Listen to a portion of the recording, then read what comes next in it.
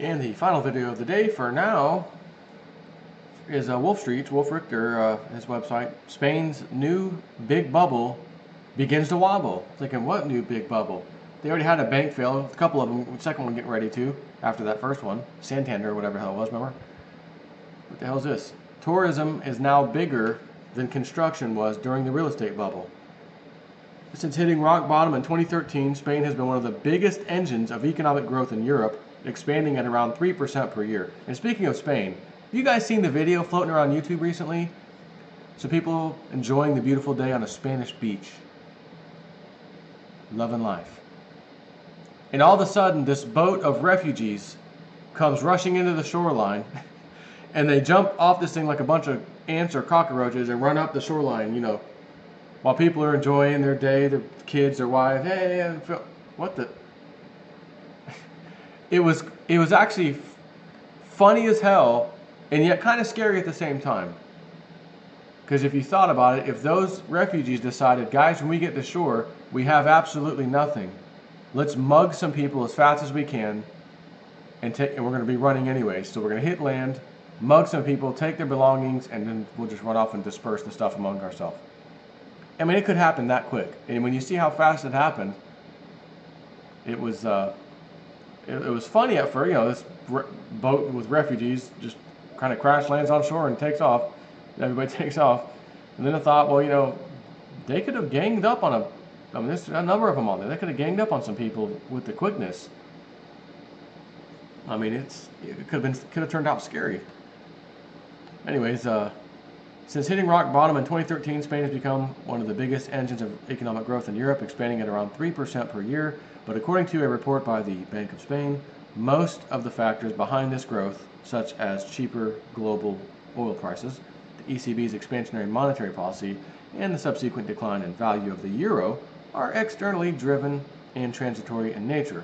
This is particularly true for arguably the biggest driver of Spain's economic recovery, its unprecedented tourism boom, which some local economists are finally beginning to call a bubble. In large part, the boom/bubble is a result of the recent surge in geopolitical risks affecting rival tourist destinations like Turkey, Egypt, Tunisia, and in smaller measure France, which helped boost the number of foreign visitors to Spain in 2016 to a historic record of 75.3 million people, an 11.8% increase on 2015.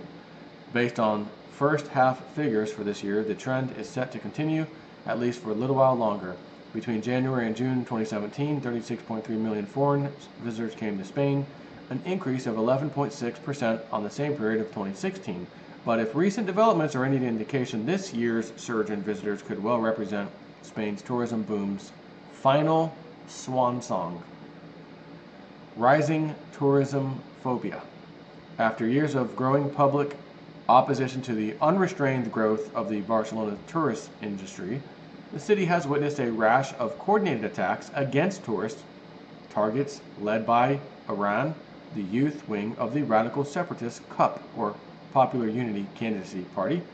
Iran's highly publicized actions have spawned a flurry of copycat attacks in places like Palma de Mallorca, or is that Mallorca? San Sebastian, and most recently Tenerife. The Spanish Prime Minister Mario Rajoy condemned the attacks of vandalism, warning protesters that the tourism trade is essential to the country's prosperity. He's absolutely right. Spain's tourist industry represents around 13% of the entire economy. That's 2.5 percentage points larger than the contribution of Spain's construction sector at the peak of Spain's mind-boggling housing boom back in 2007. Tourism has also played a vital role in Spain's economic recovery, accounting for 26% of the 1.4 million new jobs created since 2013. Without those jobs, the total number of unemployed in Spain would quickly surge back over the 20% mark. The impact on Spain's biggest tourist regions, such as Catalonia, who wants to leave Spain, by the way, and the Balearic Islands would be even more pronounced, since almost 40% of the new jobs created there since 2013 depend on tourism. Biting the hand that doesn't quite feed you. What Rajoy conveniently ignores is that the Benefits of Spain's massive tourist boom have been enjoyed almost exclusively by businesses and property owners, while the externalities, sky-high prices and rents, overcrowding, noise, overstretched public services and infrastructure, the erosion of the town or city's distinctive character, and the gradual formation of a mono-dimensional economy, have distributed far more broadly, which I think is why these so-called youth, the CUP group, is probably mugging tourists and whatnot. They're too poor, they ain't got no money, what do? Can't afford the rents? Well, we gotta make up the difference. Maybe that's why they're doing this. Profits across virtually all categories of the sector, apart from five-star accommodation, are up on average by 10% year on year, according to Spain's National Statistics Agency. Yet those profits are not being shared evenly. So far this year, here have been 139 collective bargaining agreements in the sector, which have led to a median wage increase of just 1.28%. Not enough to cover even official inflation, which in July was 1.5%. In other words, for the 500,000 people covered by these agreements, their wages have actually gone down in real terms over the last year.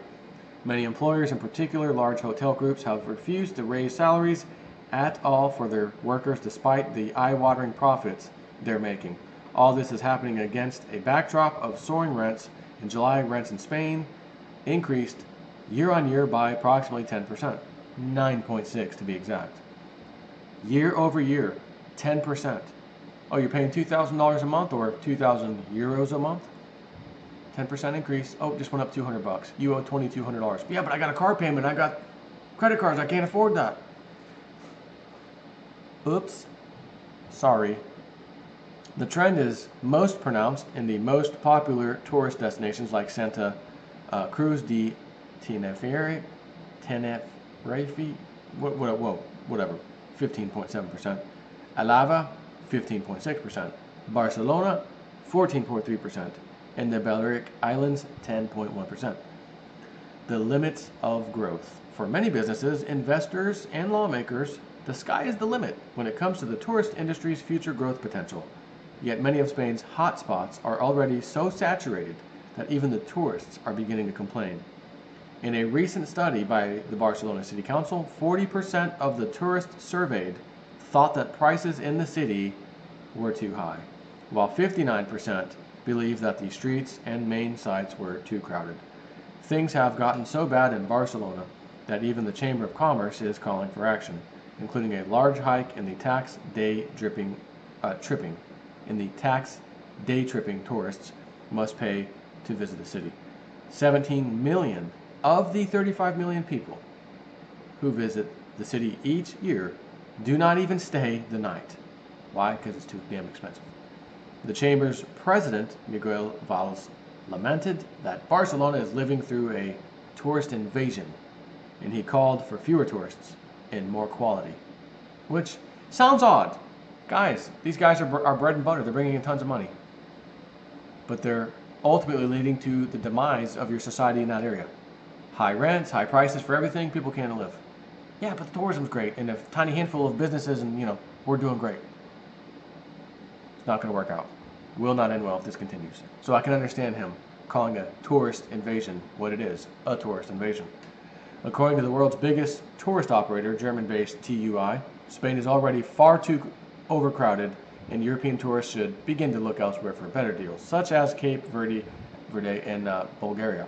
If demand is very high and prices are high, other destinations benefit because they are more accessible. That is what is happening now, said the group's CEO, Fritz Joosten. Brexit backlash. British holiday makers accounted for 23% of all foreign visitors to Spain last year. For the moment, Brexit has not affected the British appetite for Spanish holidays. In fact, the number of visits actually increased by 12.6% in 2016. But if the pound sterling continues to fall sharply against the euro, or a hard Brexit becomes a reality, Spain will probably receive fewer British tourists, and that is likely to have a major impact on the number of visitors. Taken together, these recent developments should give serious cause for concern among Spanish businesses, authorities, and investors, both domestic and foreign. Tourism may have saved Spain's economy from an even deeper economic malaise, but it is also replacing other activities and displacing locals and their economic contribution. One of the main reasons behind Spain's tourist boom is that the country is broadly perceived as a safe, stable destination. Unless the government and business community address the causes of public hostility to mass tourism, including sharing the spoils more equitably and combating some of the externalities it produces, that perception could change very quickly, and by now it's abundantly clear that without the recent spectacular growth in tourism, Spain's miraculous economic recovery would come to a shuddering halt.